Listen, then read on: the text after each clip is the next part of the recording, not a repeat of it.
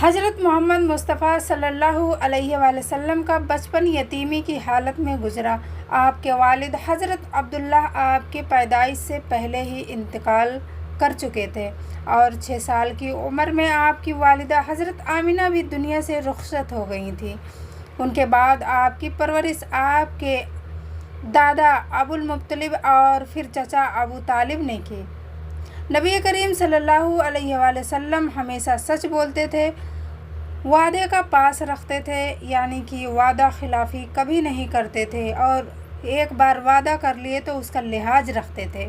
مکہ کے لوگ آپ کو الصادق کہتے تھے، یعنی کہ سچ بولنے والا، اور للعالمین کہتے تھے، یعنی کہ امانت دار بھی کہا کرتے تھے۔ ایک دن کا واقعہ ہے کہ ایک بوڑھی عورت مکہ کی گلیوں میں رہتی تھی اور اس نے سب سے یہ کہہ رکھا تھا کہ ایک سب سے بولتے رہتی تھی، سب سے کہا کرتی تھی کہ ایک شخص ہے جو تم کو اپنے دین سے گمراہ کرتا پھر رہا ہے، وہ تمہیں اپنے دین سے بھٹکا رہا ہے، وہ تمہیں گمراہی کے راستے پر چلا رہا ہے۔ وہ سب سے محمد صلی اللہ علیہ وآلہ وسلم کی برائیاں کرتی تھی۔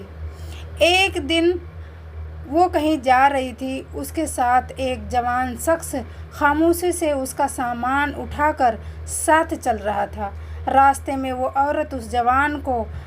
وہ بوڑھی عورت نے اس لڑکے کو محمد صلی اللہ علیہ وآلہ وسلم کی برائیاں کرتی جا رہی تھی، وہ کرتی ہی جا رہی تھی اور اس شخص کو بھی سبق دے رہی تھی کہ تم اس کے پیچھے کبھی مت جانا، کبھی تم اس کی بات، وہ جادوگر ہے، وہ تم کو اپنے فیور میں لے لے گا، وہ تم کو تمہارے دین کے خلاف بھڑکا دے گا، تمہارے دین سے تم کو علیحدہ کر دے گا۔ اور وہ خاموشی سے وہ لڑکا سنتا رہا۔ جب وہ منزل پر پہنچی، اس نے پوچھا، بیٹا تمہارا نام کیا ہے؟ جوان نے مسکرا کر کہا، میرا ہی نام محمد ہے۔ عورت شرمندہ ہو گئی۔ اس نے کہا، جس محمد کے خلاف میں نے اتنی باتیں کر رہی تھی وہی میرے ساتھ اتنی نرمی اور محبت سے پیش آیا، یقیناً تم اللہ کے نبی ہو۔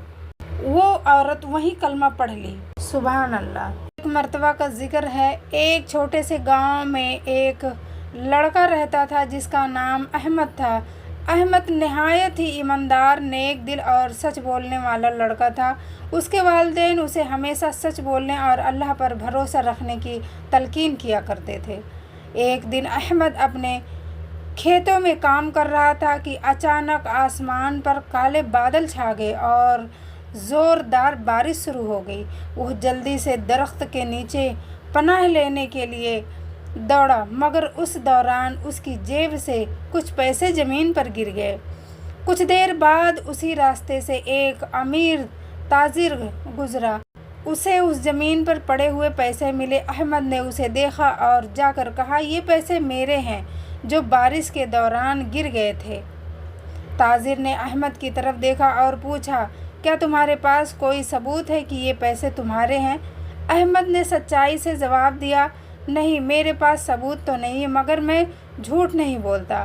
تاجر احمد کی سچائی اور آنکھوں میں چمک دیکھ کر متاثر ہوا۔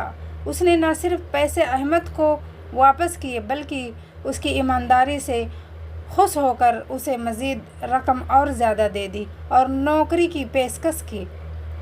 تاجر نے کہا، ایمانداری وہ دولت ہے جو دل کو امیر بناتی ہے اور تم واقعی ایک امیر دل کے مالک ہو۔